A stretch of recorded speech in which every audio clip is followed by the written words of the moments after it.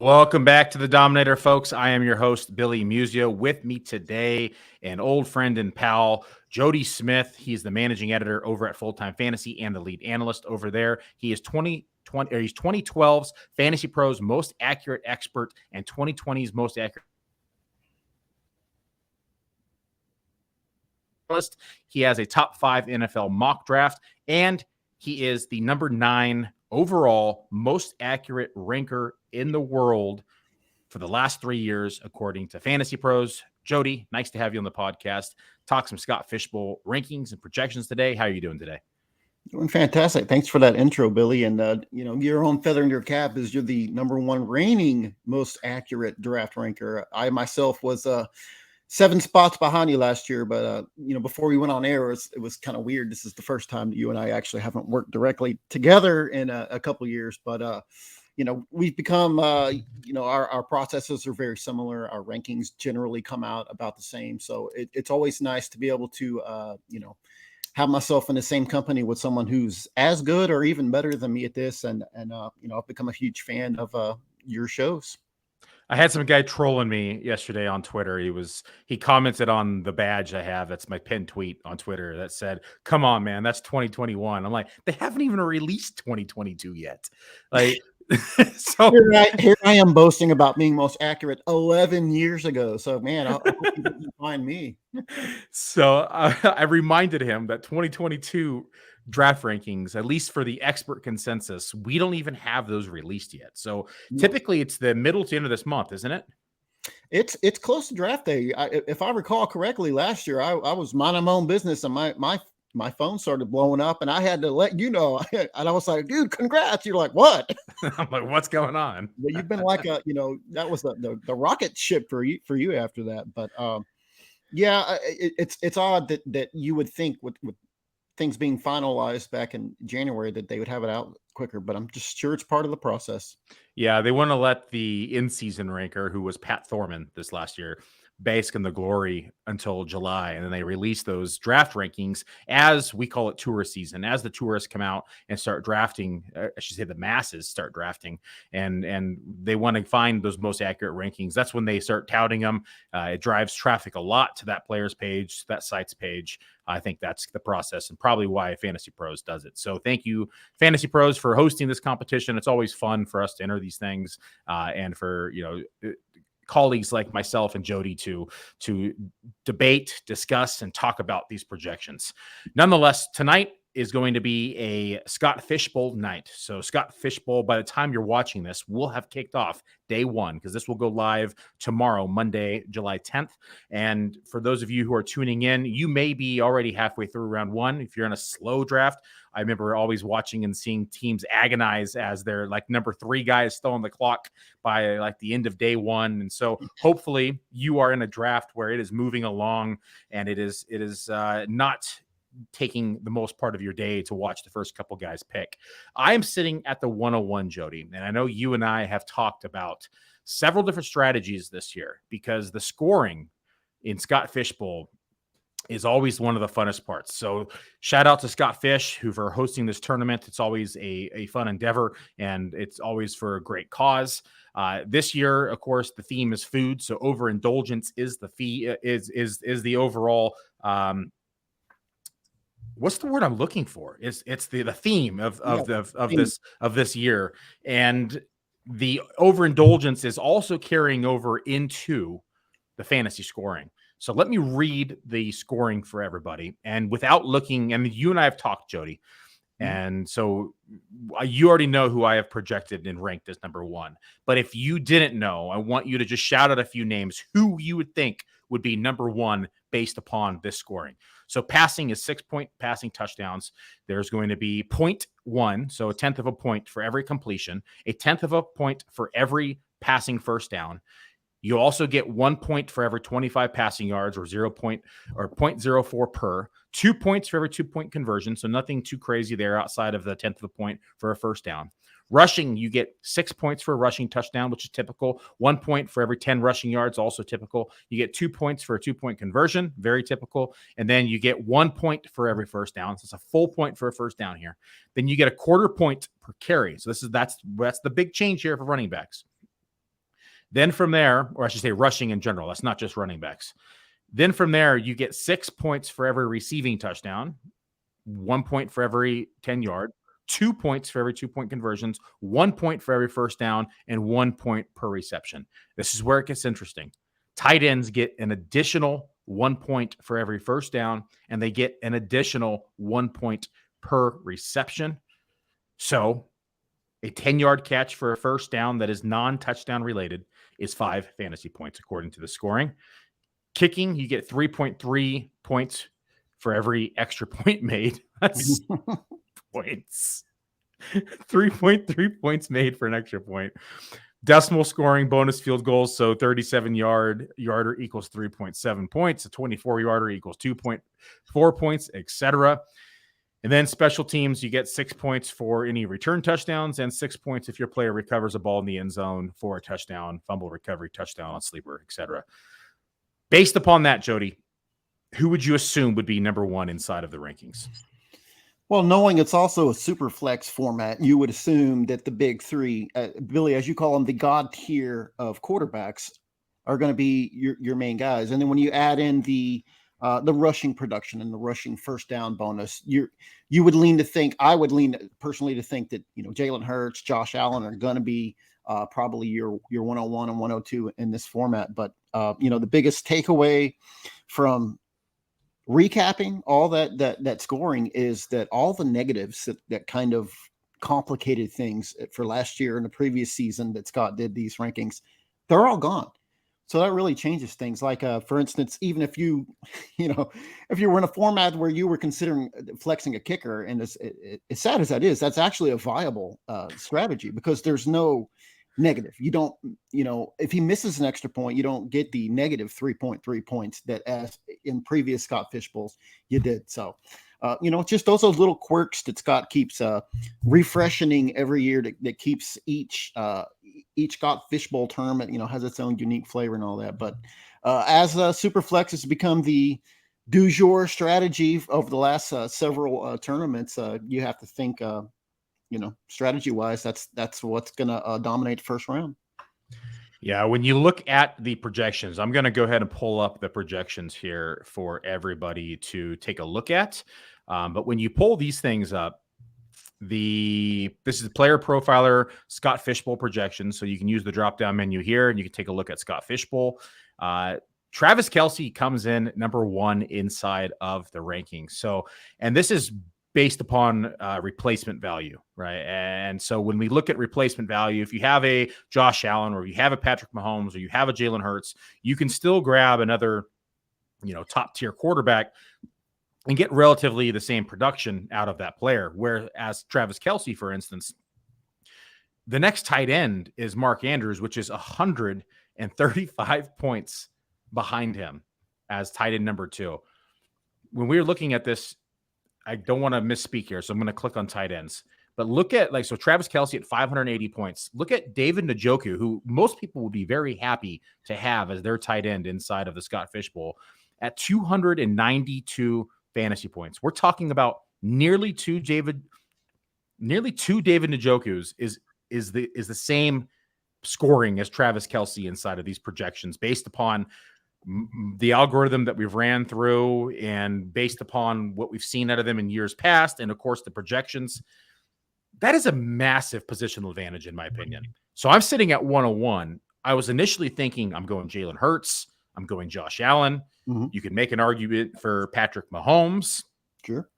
As to your point, though, there's no negative points, so we don't have to worry about interceptions now, where we used to have to worry about interceptions in the past. We used to have to worry about incompletions in the past. We no longer have to worry about incompletions. That quarter point per carry makes Josh Allen and Jalen Hurts very appealing, but Travis Kelce coming in at 580.7 overall fantasy points, at least in the projections. He's only 6 points behind Patrick Mahomes, and he's only 16 points behind Josh Allen. That replacement cost is now looking number 101. Do you think would you say that I'm in the wrong to be thinking of taking Travis Kelce, a tight end in a super flex league? It is Scott Fishbowl. No, you're not wrong, because it's the biggest position advantage on the board. By locking up a guy, like you said, who's basically going to double up the tight end 12, it's a huge advantage as long as he stays healthy, and he's been extremely healthy. There's nothing that indicates at his age that nothing, tight ends don't generally fall off. They stay, in their prime longer than other positions. So, it's actually the smartest thing. I've seen him go at 101 in a bunch of mocks. When you're Billy, I know you're a numbers guy, you're an analytics guy. So you're seeing the biggest positional advantage on the board, and that's what you're snagging. The only, concern for me is with the third round reversal is who am I gonna get? Yeah, when you take a tight end at 1, you're kind of going to be against the grain at securing yourself either 2 elite quarterbacks, or what's going to happen with your other positions, because that long wait between where you pick in the third round is potentially hampering to any potential depth. How many quarterbacks are you expecting to go in the first round of your draft? Oh, I would think about 8 sounds about right. I mean, in the few that I've looked at, and all I'm in the 6. I chose 6 personally because I'm actually driving up for a live draft, so we don't even go until Saturday. So number 1, that worked out well because I get the added advantage of seeing how all these other drafts that started this weekend, and all you people that start today, Monday, I get to see how drafts are playing out. But from what I've looked at, that's what I'm seeing. So my expectation was at 6. I don't expect Travis Kelce to be available to me. If he is, I probably will take him, even though, like I said, I'll have concerns at quarterback. But unlike you, Billy, I don't have that huge weight because of the third round reversal. So 8 sounds about right to me. I'm seeing, sometimes Trevor Lawrence go well into the first round, and that makes me, honestly, it makes me a little uneasy. But that's just viable strategy in this format. Well, let's go ahead and dive into our quarterback projections, because quarterbacks are going to be the driving force of the Scott Fish Bowl. That and kickers, sadly, as well as tight ends. But we will be diving into the quarterbacks and tight ends specifically in this podcast. We will also talk about running backs that we like, wide receivers that we like, that we may push up our board because maybe the value just isn't there at a quarterback spot or a tight end spot. But before we do so, I want to get a quick word from our sponsor. Hey, it's the Podfather. I have great news. The 2023 Draft Kit is live. It is world famous. Why? Because it is the best resource for winning fantasy football championships that exists. There are rankings and cheat sheets for every format you can imagine. We have projections both at the team level and the player level. And wherever you are, you can click on a player, open them up, and see in-depth written analysis about what to expect in fantasy football from that player this year. And then you can click on the team and you can get even more in-depth analysis, all the drivers of fantasy production, both in a positive and negative direction for that team, including a signature trend. And the graphics are incredible. So these team insights, they give you the team level projections, the vacated targets, the vacated ARs, and that one dynamic for each team that you need to know when making decisions on draft day. And we added a bunch of features. I mean, individual cheat sheets for Theo and Billy and Dario. So you can take your favorite analyst and download their personal draft cheat sheet. And then in the commissioners section, also brand new this year, Memphis Young lays out everything you need to know to manage a league, do's, don'ts, tips, and what the more innovative fantasy commissioners are doing this year. That's presented by Trophy Smack. The whole package is presented by the Fantasy Football Players Championship, the FFPC, Ray Garvin, Derek Brown, the best minds in the industry contributing analysis. It's certainly not the most inexpensive draft kit on the market, but it is the best. Playerprofiler.com/draft kit. Playerprofiler.com/draft kit. Go get it.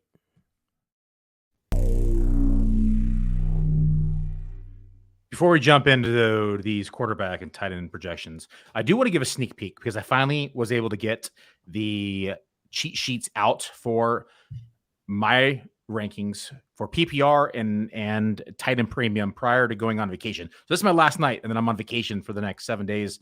Jody, got a golf tournament. It's open bar from 7 a.m. to 10 p.m. every single day. It's going to be a horrible round of golf, but it's going to be a fun time. Rest in peace. Right, I'm exhausted by like day 3 and just so tired and hungover. There was last year, my partner, he's my golf partner. He gets up to the tee box and he's hungover, like he's hammered from the night before, like he's arguably still drunk. And he goes to put his tee in on the tee box and just falls forward into the ground because it's so imbalanced from the alcohol. It's hilarious. But right here, you can actually find the overall cheat sheets. As Matt mentioned inside of the advertisement, you can see all of the player analysis. You can drop down here. You can read each player and see a video on them. But the cheat sheets are cool. Let's go ahead and load in PPR. We're on PPR right now. If you just click my name on the right-hand side, it did not share the screen, did it? But we can share this tab instead. There it is. And you can see them all on one page. So it gives you the top 100 on the left-hand side. It gives you the 100 through 200 here on the next column. And then we got the quarterbacks, running backs, wide receivers, tight ends, and defenses all mixed in here. So it's a nice one-page cheat sheet for you to take home for your home draft, or you just want to use it inside of an FFPC room. That's fine as well. Let's jump back. Go ahead, Jody. I can attest for my own personal collection. I am a player profiler, all in member myself. This is phenomenal. All the tools that Billy presents. And of course, like I said, Billy's one of my best friends in this business, and him and I think a lot alike, but it was well worth it for me to actually pony up my own cash just to have access to all the tools and the great stuff that you guys have over there. It's very, very impressive. Thanks for that shout out. I appreciate it. Let's go back over to our quarterback projection. So you are sitting, you said, in the 6 hole. Is that right? Right. So we can assume Travis Kelce is gone. We're going to assume that Jalen Hurts is gone. We're going to assume that Josh Allen, Patrick Mahomes are gone. So the big 4 are off the board.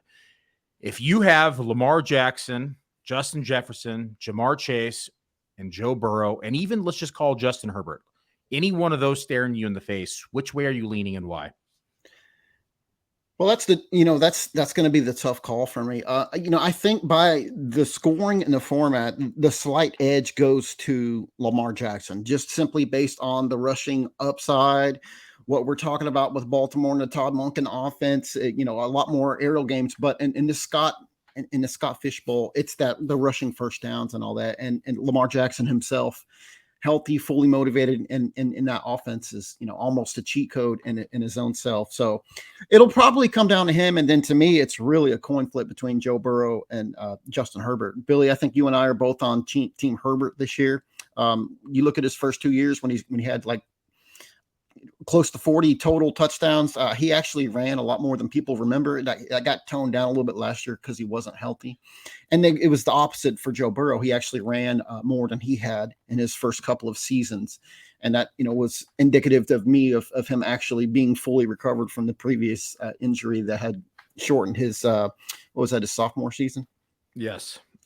So, and really it's going to come down close. I'm almost guaranteed, even if Justin Jefferson's there, to me, in this scoring, I'm going to be kind of avoiding wide receivers, as crazy as that sounds. Like, I'm really only interested in top 24 receivers. Now, sure, this is a great way for me to lock one up if Jefferson or Jamar Chase were there. But I guess, I could see this as being I've seen this happen in one draft where a person at 6 actually took Burrow, and amazingly, on the wraparound was able to get Jamar Chase, which would be ideal, but generally you're seeing Chase go at the tail end of the first round. So I don't see that as being something that, is likely to happen. So, I'm going to, I think, wait until Saturday and see, how I feel that time. But, my heart right now is telling me that Lamar Jackson is probably the right choice, but given a choice, if he's gone, hypothetically, and my top choice is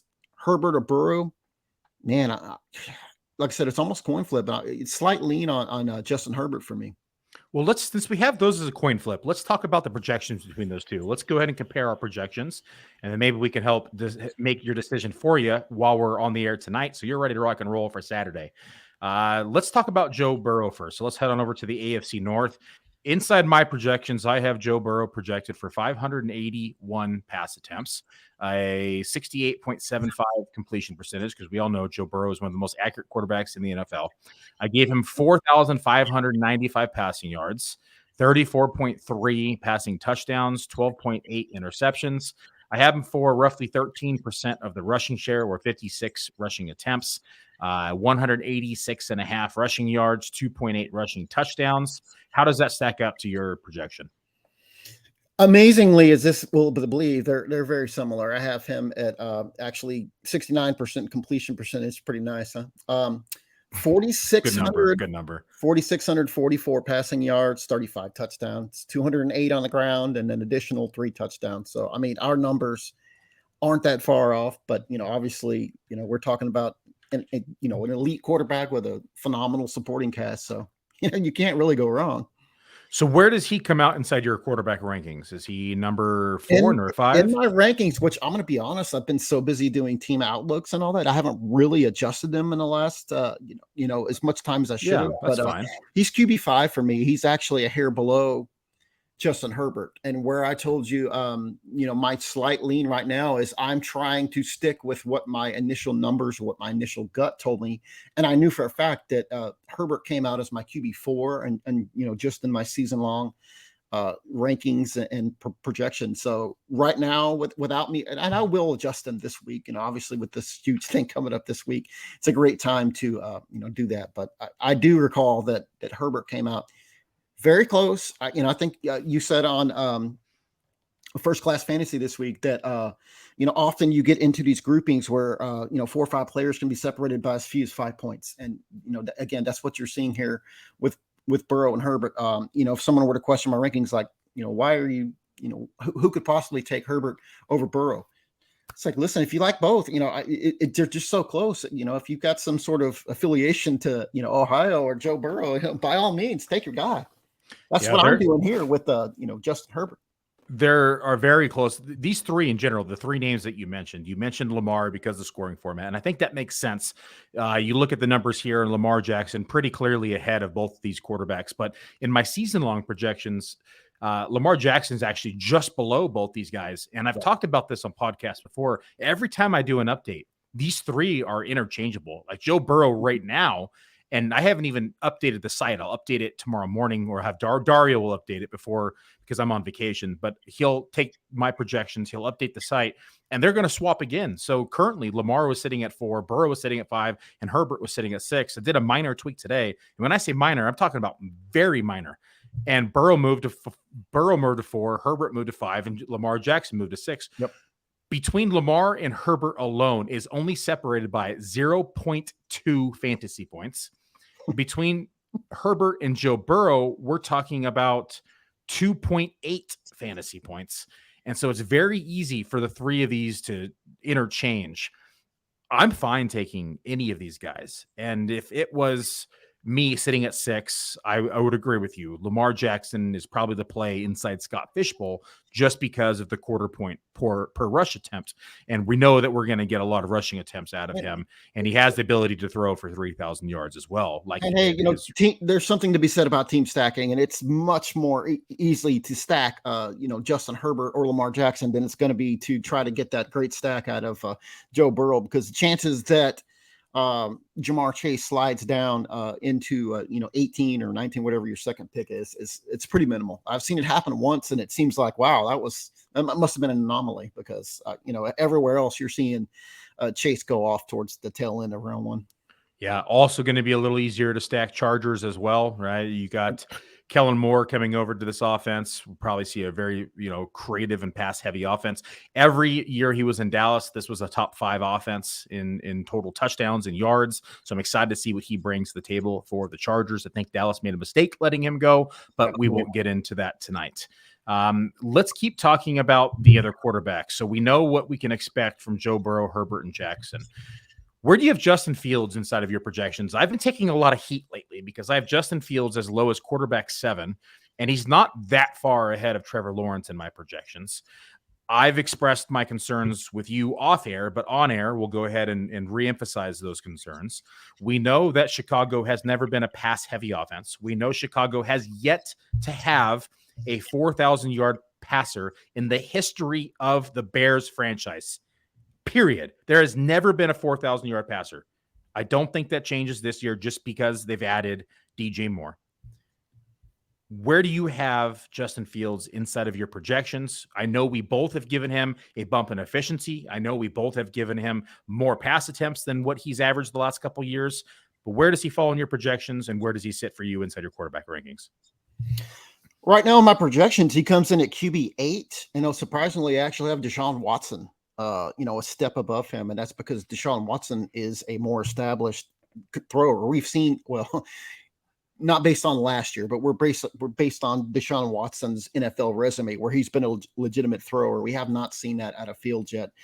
In the raw numbers, I still don't even have Justin Fields at 3,000 yards passing this year. As crazy it is to say, for you to think that the Bears haven't had a 4,000-yard passer. I mean, my numbers don't even have him coming in at 3,000 yards. That said, it's that rushing upside. It's that rushing production. At 977 rushing yards, that's actually, probably on the low side, because he could easily surpass 1,000 again. I mean, he did it last year with, didn't he miss a couple games last year and still was able to hit Played 15 games. Yep. Yeah. So, Billy, as you know, when you look at things from a projection standpoint, you want to take things kind of conservative. At the same time, you have to put your neck out there sometimes to take some chances. But when it comes down to your initial projections, we always want to lend on the side of caution and with the numbers and all that. So again, fewer than 3,000 passing yards. I've got him at just over 20 passing touchdowns, and to me that probably if anything is a bit optimistic. But with Justin Fields, it's all about that rushing upside. I think honestly that you can make an argument for him in the Scott Fish Bowl as 106. I've seen him go in several drafts. And to me, the argument to be made to take Justin Fields over any of those other quarterbacks is you're a swing for the fence kind of person. Like, you're not the kind of person that wants to sit back, be conservative, and take the safe choice. If you're a swing for the fences, I'm going to take guys around early every time, and I'm swinging for that upside. Well, then, Justin Fields is probably your guy. What did you give Justin Fields for completion percentage? I know he has not seen the accuracy that he saw in college. I mean, out of college, he was one of the most accurate passers coming into the NFL. He saw 70% completion percentage in 2020. 2019, he saw 67% completion percentage, 69% in 2018. And then he, of course, gets the NFL. He throws 58.9%. And last year took a step forward at 60.4%. Are you expecting another step forward inside 2023, or what do you have for that percentage? I do expect a slight step forward, but I've got him at just under 62%. So it's not, a significant increase. I just think, he'll obviously keep maturing and get more familiar, and the supporting cast is, significantly better than it was last year. But that said, I don't project all of a sudden this huge, increase in efficiency or anything out of him. I'd love to see it though, because he's a fun guy to watch. What do you have for on the ground? 977 and 7 touchdowns. What is that, like 27% of the rushing share? How many carries? 143. 143. It's about 27%. And you have him at, what is that, like a 6.5 average on the ground? Yeah. Yeah, sounds right. Yeah, that's about right. That's what I got him for 130 rushing attempts, so not far behind you. I got him for 800 rushing yards, 801, and 7 rushing touchdowns. I got him a little bit. I actually gave him a benefit of the doubt inside the passing game this year. I gave him 486 pass attempts, which is going to be high. Last year, he only threw the ball 318 times in 15 games. So this is a major boost inside of the passing game. Got 404 attempts, so. Yeah. So, and I don't really feel great about the 486. Like, this is high in my opinion. And I gave him 3,400 passing yards, which is again very high for him. Last year, I'm like talking myself down on Justin Fields even more than where I have him. Last year, he threw 2,200 yards. He did have 1,100 yards on the ground, but not looking good for Justin Fields in the air. And like I said, I'm actually not feeling too optimistic about this projection as I'm talking it through with you. And I still have him at QB7. If I were to adjust this down, he would probably move to QB8, QB9 in my projections, and then all hell would freeze over and people would be attacking me on Twitter. They were already attacking me on YouTube the other day because they had like that projection. If we're just talking, vague overall. So, taking your quarterback, not even including the bonuses for Scott Fishbowl, but it comes down to your most likely choice, in that area, as you're looking at quarterback, is going to be Justin Fields or Trevor Lawrence. And to me, like I just hit on, it depends on your draft style. If you're a swing for the fences guy, you want to take chances on that upside, then Justin Fields is probably your guy. But if you're going to sit back and you're really strong at running back and receiver, and you're just looking for a safer option that's going to come in and get you 65% completions and 30 touchdown throws and all that, well, then Trevor Lawrence is probably also more likely to stay healthy, if that's a factor. So I can make that argument. Personally, I would rather take a chance on Fields, honestly. It's just how I feel. Because the rushing upside. Yes. All right, let's talk about the next group of quarterbacks. Let's head on over to the quarterback numbers here on Scott Fishbowl. Let's talk about Trevor Lawrence. You talked about Deshaun Watson, Dak Prescott, all these guys kind of tightly knit inside of my projections. I know you just mentioned you have Watson ahead of the other two. Where does Lawrence and Dak, and let's even throw Tua in this mix, where do these guys lay for you inside of your quarterback rankings?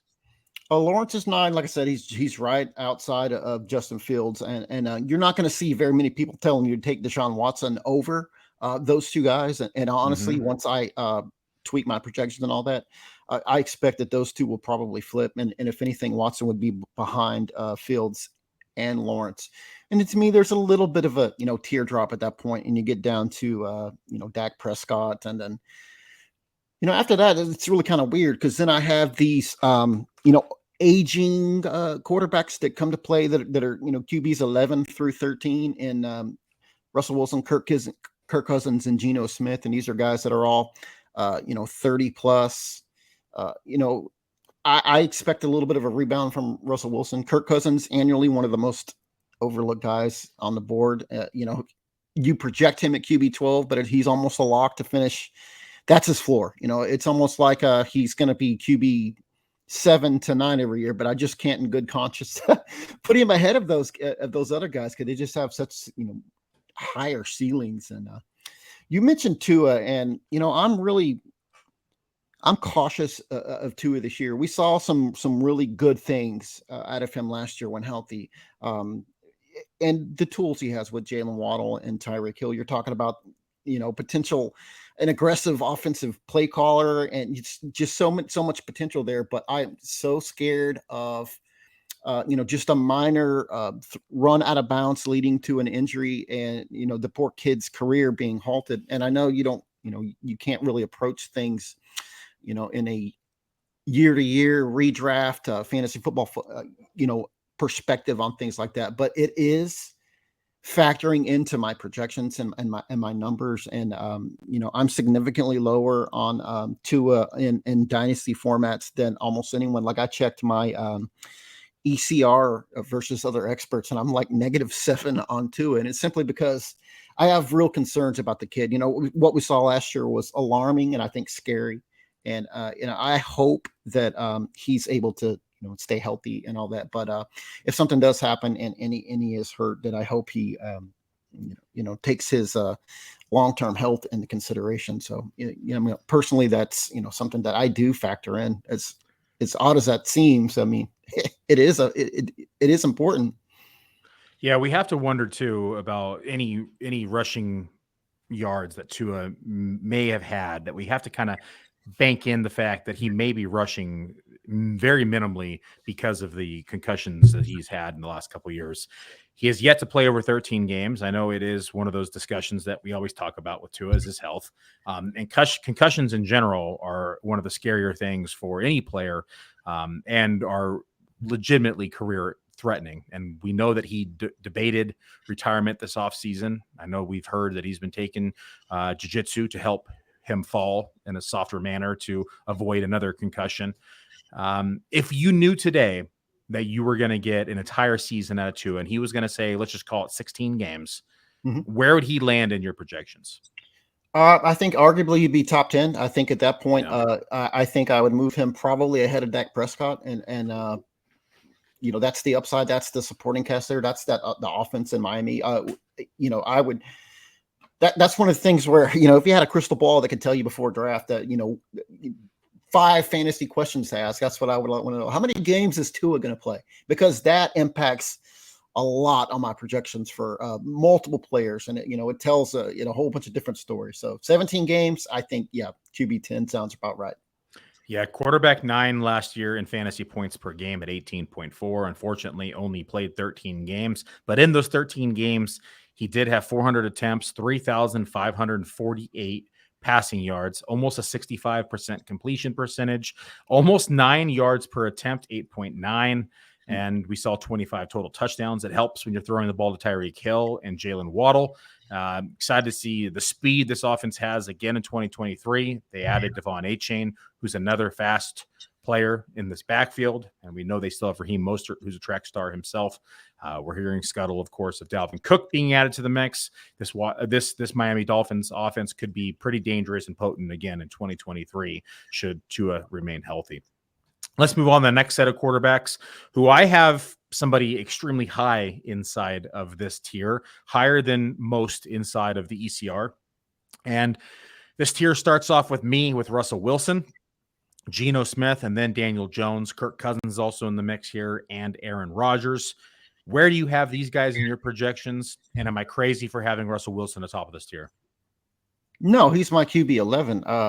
We saw he had 2 looking at Player Profiler, which has that awesome availability of telling you where guys finish on a week-to-week basis down there in your when you pull up your player cards and look at their season stats.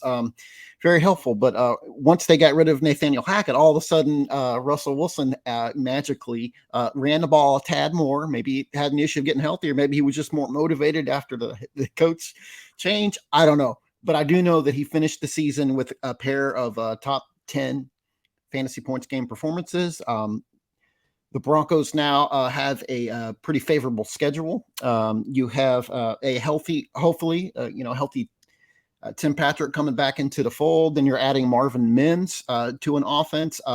Right now, there's question marks in the backfield for Denver with Javonte Williams potentially maybe even opening the season on the PUP list.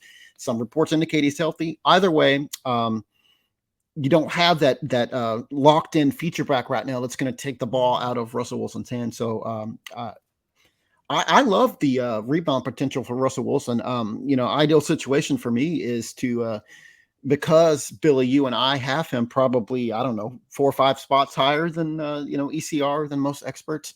To me, he's a perfect QB2. He's even in your Scott Fishbowl, Scott, Billy, you should be able to, start off with Travis Kelce, and, you should be able to get, if you're a believer in Russell Wilson, if you're as high on him as I am, it should be fairly easy for you to snag him as your QB2, which, I'd love that start. Yeah, he's actually quarterback 18 in FFPC right now. He's also quarterback 18 in Underdog. When you look at that finish, what he's had for the last 10 plus years in the NFL, 2022 was his lowest finish in his career. And as bad as he played last year, Jody, he still finished as quarterback 18 in fantasy points per game. So right now, people are drafting him as his floor and assuming that he's going to remain the same. I don't think there's any way, shape, or form he finishes as quarterback 18 again with the supporting cast that he has, Hackett being gone, the addition of Sean Payton as the head coach, who we know has gotten a lot out of his players. They got Lombardi in here, who has, favored the passing game. We saw career years out of Michael Thomas and career years out of Mike Williams from his ex receivers. We know Javonte Williams is coming off of injury, so they're probably going to let Russ throw the ball a little bit more or scramble. I don't think it's physically possible for him to finish as quarterback 18 or worse inside of 2023. And so I keep taking him at discount, and I'm loving every time I get him as late as I do, because what we've seen out of him, like 2021, even a down year for him when he only played 14 games, still quarterback 13. 2020, quarterback 6 in points per game. 2019, quarterback 6 in fantasy points per game. So we know he has the ability to be a quarterback 1. We've seen it for, multiple years inside the NFL.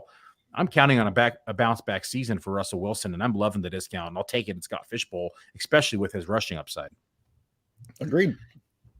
We're a little over halfway. Let's jump over to the tight end position so we can talk about some tight ends, because you mentioned earlier you don't want a receiver in this format unless it's the top 24 receiver. I think we can both agree that wide receiver has pretty much been annihilated inside of the Scott Fishbowl in 2023 because of the additional point per reception, additional point for first downs for the tight end position, the quarter point per carry for the running backs. I mean, unless you have a receiver who's getting, like Deebo Samuel, who's getting rushing attempts, wide receiver is pretty devalued in this format for the Scott Fishbowl here for this year. So I'm probably going to be looking to tight end early and often if I am not able to get a quarterback, just because of the benefit that they have. Travis Kelce, we talked about at the top of the hour. We talked about him being the clear-cut number 1. Let's move on to Mark Andrews and TJ Hockenson, who are most people's tight end 2 and 3. Are they your tight end 2 and 3 this year?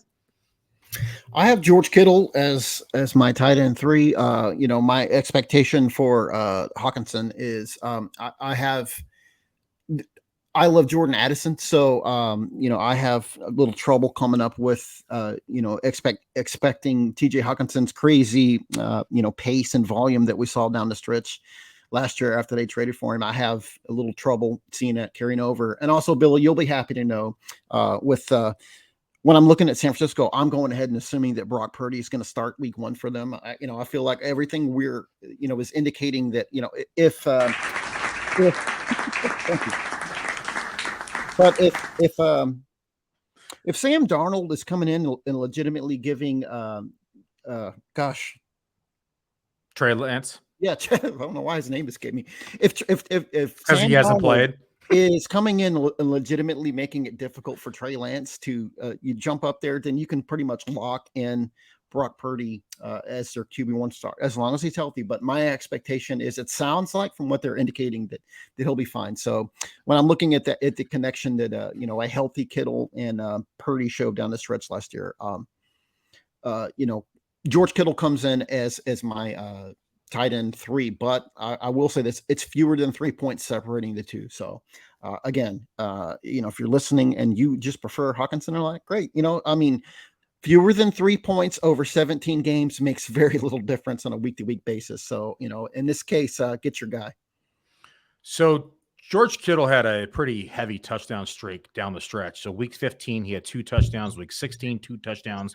Week 17, 1 touchdown. Week 18, 2 touchdowns. So we're talking about 7 touchdowns in a span of 4 weeks.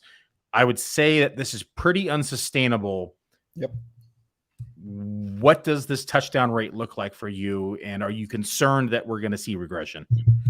Oh, well, it's almost a lock. You're going to see touchdown regression. Look at George Kittle. This is a guy that scored 2, 5, 6 every year. So it's been pretty standard. You can pretty much lock him in for 5 to 7 touchdowns. That seemed like a safe bet. So for him to jump up to 11, yes, absolutely. And that's actually, it was very surprising to me. I don't recall that until I started crunching numbers. Like, George Kittle had 11 last year. Wow. And you're right, Billy. It was that crazy stretch, but obviously a big portion of that came with the ascension of Brock Purdy down the stretch. And as a big Niners fan, you saw the chemistry that they flashed in that area.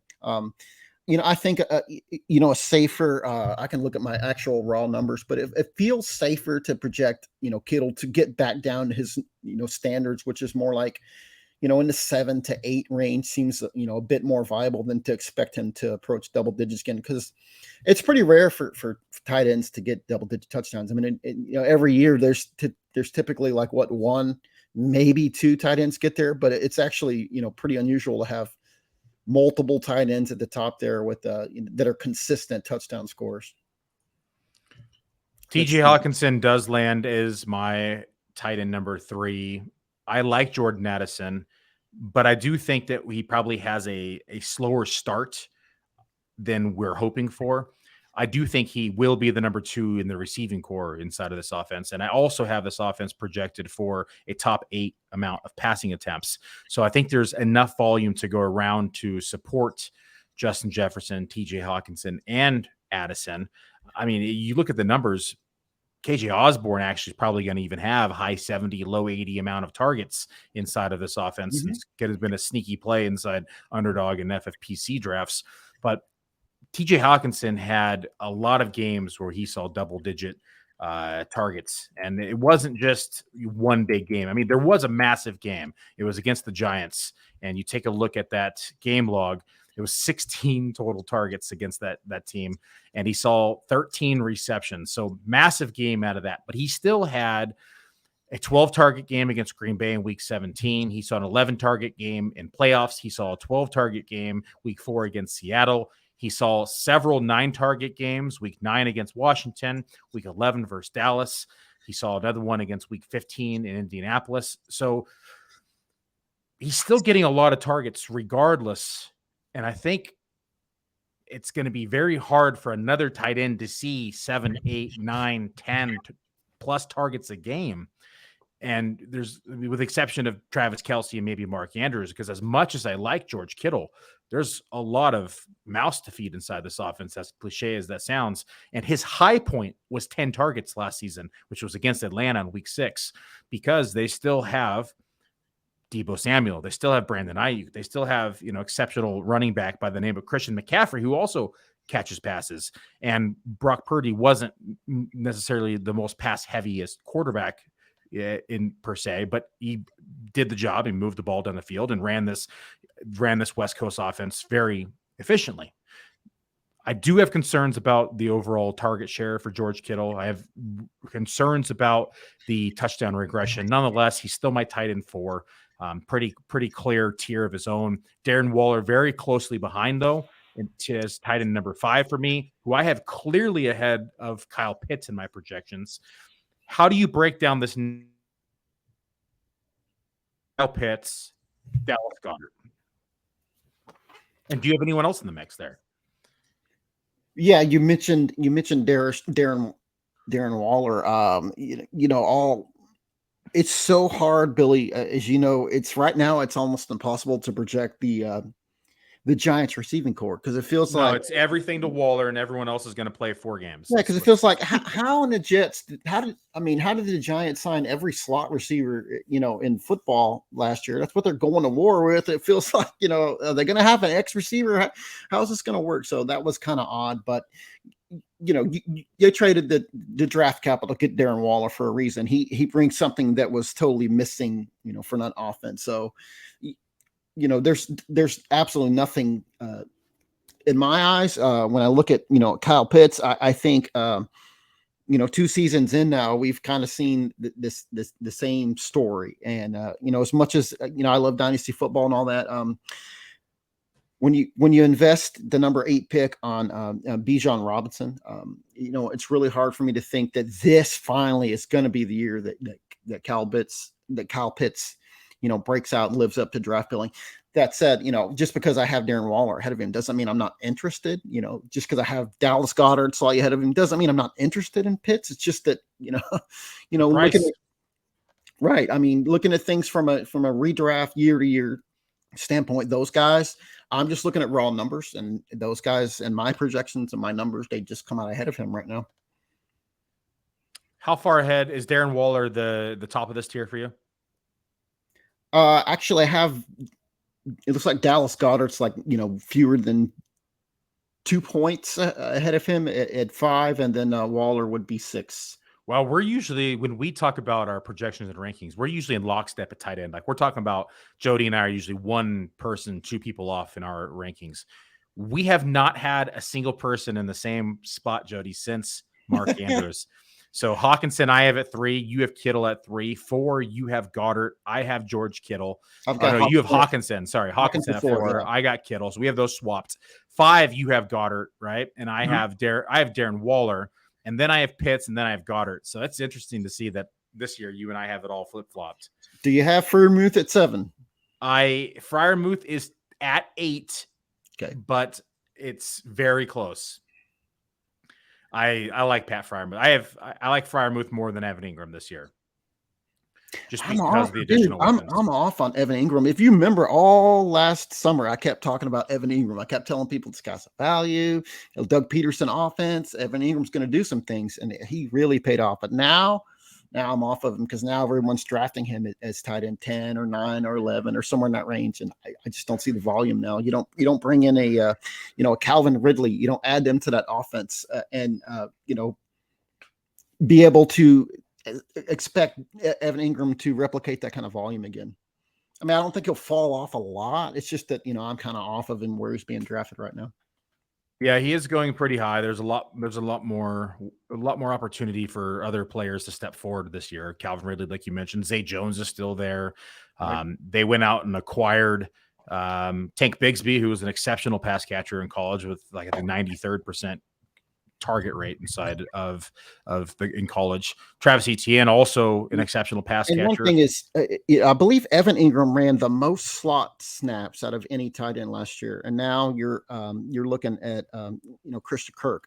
Zay Jones ran, I think almost a third of his snaps came from the slot. So, you add, like you said, Bigsby to that mix. I just have, I don't know that he'll be utilized the same way that he was, and I definitely don't think he's going to match the volume. 300 slot snaps for Evan Engram last year. Number one, Jody was right on the money. 37% rate out of the slot. So there is some concerns here for Evan Engram going into 2023. How about the next tier? So we've just talked about Freiermuth briefly. Do you have Freiermuth at the top of that tier? Evan Engram, Pat Freiermuth right there. Is Dalton Schultz of this tier for you? Or David Njoku? Schultz is 12 for me. Okay. How about Njoku? Njoku comes in at 10. Okay. How many fantasy points separate all these guys for you? Evan Engram down. You're talking about like I see the drop off from tight end from Freiermuth down to these guys. It's more than 10 points. So you're getting to it like there's a fairly significant tier. Generally, like I've seen myself in drafts, there I rarely am getting anyone in the very top tier of tight end because I just always hate the way my lineups look when I spend, and we're talking draft here. I always hate the way my lineups look when I use an early draft capital on tight ends because it always feels like, man, I'm missing something here. And there's that second tier, which I've had some success grabbing guys in the tier that we just spoke of, but generally I'm finding myself waiting until this tier of guys comes up because there's some upside here. I know I did the experts poll for the Fantasy Index magazine as I always do, and I was in the auction again this year, and there were some Ian Allen, the publisher. He wasn't very impressed with my Dalton Schultz pick there, and I figured right now, you got a young quarterback in there in Houston. I'm actually optimistic that CJ Stroud's going to actually be viable. And while I'm not expecting Schultz to necessarily be, featured in the end zone as much as he was in Dallas, this is a team that basically lived in the red zone, and the Texans not so much. I still think that Schultz has a really good chance of leading Houston in targets. And to me, that's something to be said about fantasy value when you're looking at this tier of tight ends. Obviously, most people have waited to address that position at this point. So if you're looking for, a guy that can potentially lead his team in targets or reception and all that, Schultz is pretty viable. I have one tight end that I have not mentioned who is inside this tier, who is just behind Pat Freiermuth. Oh, I bet I know who it is. Do you want to take a guess? Chig? No, Chig's in here too, but that's he's kind of in everybody. Everyone has him here now, but he used to be this hidden gem in like February, March. He's not trendy, like he was earlier this year. In March you could get him as like tight end 16, 17. He was the sharp pick, not so much anymore. And now everyone's selecting him. No, there's another tight end that I actually have ahead of Chig. I have him just behind Pat Freiermuth. Do you want to take one more guess? Tyler Hibee. Tyler Hibee. What's your take on Hibee this year? Are you in on him? Are you out? I think I think he's a fine value. I think he's a fine value where he is. Actually, have him 0.4 fantasy points behind Okonkwo. So I'm right there. He's comfortably in that tier. It's actually a pretty significant drop off between him and Gerald Everett at the next spot at 14. So I like Hibee. When you look at it, it's all about the health of Matthew Stafford. If Stafford is and it sounds like everything indicates that he's ready to roll and all that. You'll see a favorable schedule from the Rams. We're a team that's going to be playing from behind a lot more than we're accustomed to them playing. And as long as Stafford is healthy, right now it's really hard to project the Rams receiving core outside of Cooper Kupp, obviously. So there's questions there. So I think it's perfectly acceptable to think that Hibee could very easily be second or third on this team in targets. And like I said, with favorable game scripts and a more favorable schedule than we're used to seeing out of the Rams, he's a nice value. He's comfortably in that tier for me too. Yeah, I actually do have him projected for the second most targets in this offense, of course, behind Cooper Kupp, who's just the clear-cut number one. The question is, who's the number two in the passing game, right? Is it Tyler Higbee? I think so. Is it Van Jefferson? Can it be Tutu Atwell? Can it be the new toy Puka Nacua? Is it Ben Skowronek? How do you have – let's just talk about this receiving core right now. How do you have this shaken up? Because this one was probably one of the more difficult wide receiver cores to break down. Right now, I'm looking at just my raw numbers. I have Higbee at 95 targets. So yes, he is second on the team in targets. He's 6 ahead of Van Jefferson, who I had at 89, which is probably a bit high. But last time I updated these, I had him as their clearly their number 2 guy. But Puka's, gaining a lot of steam here. I think that started being a dynasty zealot type thing. But, some of the things we're reading are, it sounds like he's done pretty well, and he's built up some chemistry, during OTAs and whatnot. So, he could factor in. But after that, it just becomes head scratcher. Can Tutu Atwell rebound?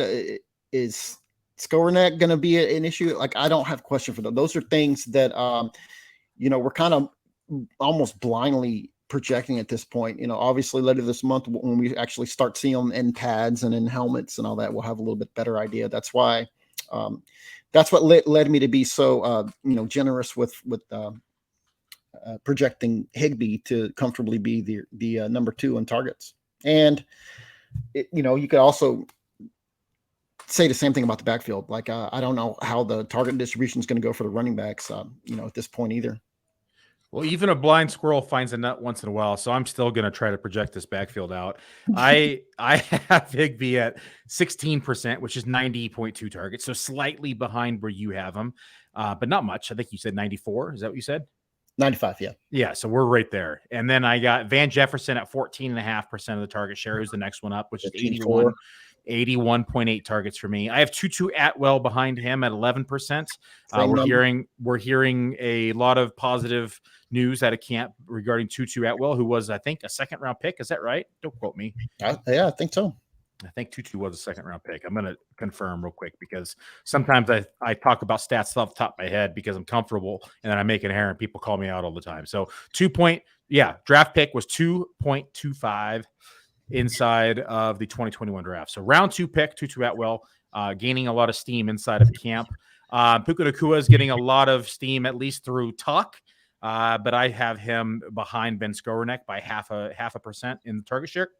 I think he might pick up later in the season, and then it's just kind of downhill from there. I don't really want to talk about the other tight ends who are pretty much non-existent. Hunter Long, Davis Allen, not really worth mentioning inside this discussion. Oh man, Tyler Higbee's a value too. He's going so late. I love it. Any rookies? Do any rookie tight ends intrigue you this year? I know Kincaid has garnered a lot of steam inside of drafts, but what do you feel about Kincaid? How do you feel about Sam Laporta? How do you feel about I'm blanking on the name here, Michael Mayer? What do you feel about this group? Luke Musgrave? Any of these guys excite you? Separating yourself from obviously from Dynasty to redraft, it's hard to project any rookie tight end, I think, to come up and be top 20. I mean, I see the hype and Dalton Kincaid that we're all kind of, projecting him to fill that need of the big slot role for the Bills and to possibly see them running a lot of 12 sets. I'm interested. I'm actually really interested in seeing that, and being a progressive offense that they have there. I wouldn't be shocked to see him and knocks on the field a lot, and I'd like to see it. But until it happens, Kincaid is still outside my top 20 right now. For sheer volume, I'm expecting Sam Laporta to come in and start right away for the Lions. And unlike Kincaid, there's not a lot of options that the Lions have established. They're going to come in and be able to wrestle looks and snaps away from him. That said, the way the Lions used their tight ends after they got rid of TJ Hockenson was a little disconcerting in the way that they rotated guys. Like you had the guy scored 3 touchdowns, and then the next week we all moved him up our rankings or picked him up and blew all our waiver wire in, and then the next week the other guy came in and scored 2. Like, all right, come on now.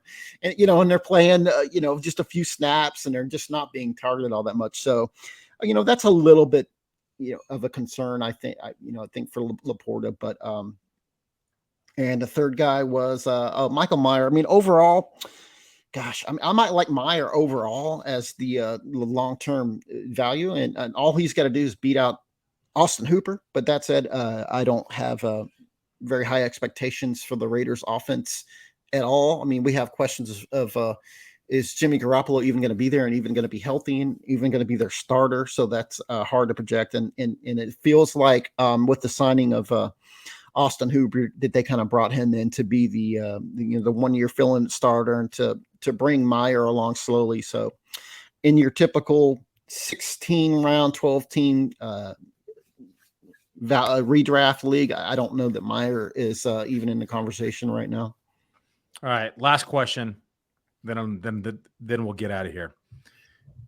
We have a bet. When I say we, Theo and I have a bet, and it is in regards to the Seattle receiving core, and in particular, JSN or Jackson Smith and Jigba. This bet is a $350 FFPC entry. I want you to pick a side.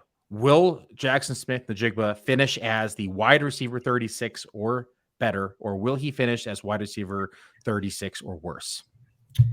It feels like that over under is about right. And for the sharp people out there that love Jackson Smith and Jigba, and shout out to Debro, who continues to send me the same trade offers in our Fantasy Pros tags tribute Dynasty. He's trying to get him from me. I don't blame him. I was like, hey, can I take him for a test drive first? I mean, he fell to sick. Can I use him first?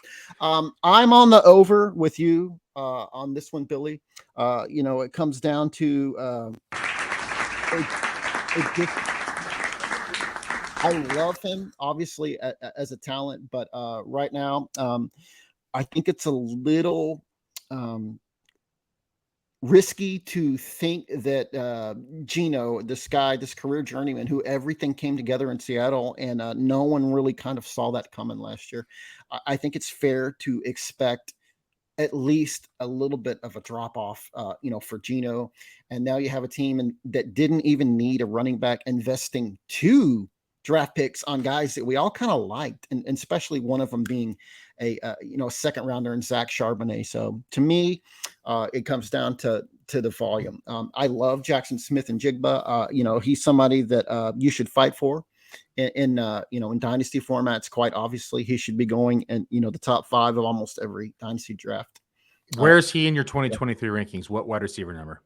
He comes in at like wide receiver 41 for me. Like I said, it just comes down to sheer volume. I don't even have him at 90 targets right now, and it's just hard for me to project a top 36 wide receiver with fewer than 90 targets. Now, granted, it's 89; it's one fewer. But Jody, that is awfully close to where I have him projected as wide receiver 42. I just want to reemphasize here that Jody is the number 9 most accurate ranker in multi-year Fantasy Pros accuracy, 2019, 2020, 2021, and 2022 combined, number 9.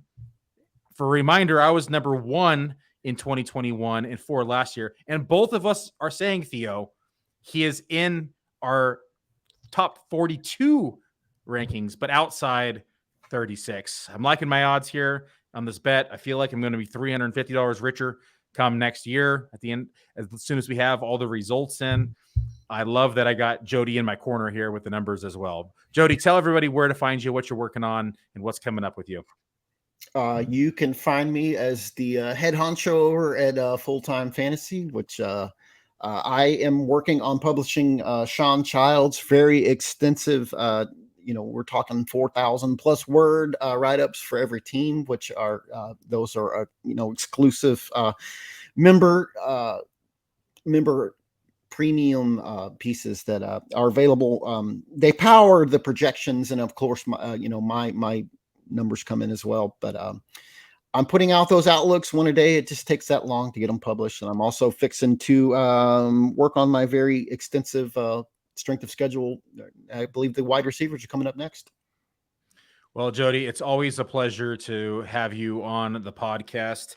I always like to pick your brain. I always like to see what you're thinking in terms of numbers to get your point of view when it comes to players. We think about things very similar, but there's always nice insights from you that I look at and say, oh, I didn't really quite think of that as well. And so iron sharpens iron is the phrase I always use. Make sure to follow Jody over on the Twitter machine at Jody Smith NFL. That is JodySmith NFL. I am your host, Billy Musio. You can find me on Twitter at FFMusio. Thanks for tuning in, everybody, and have a great night. Hey, you like that video? Be sure to subscribe and activate those alerts so you get notified as soon as new videos drop. And be sure to check out playerprofiler.com. We have all the tools for you to dominate every type of fantasy league. We have a draft kit, Dynasty Deluxe, data analysis, DFS Dominator, and don't forget the player rankings to rule them all.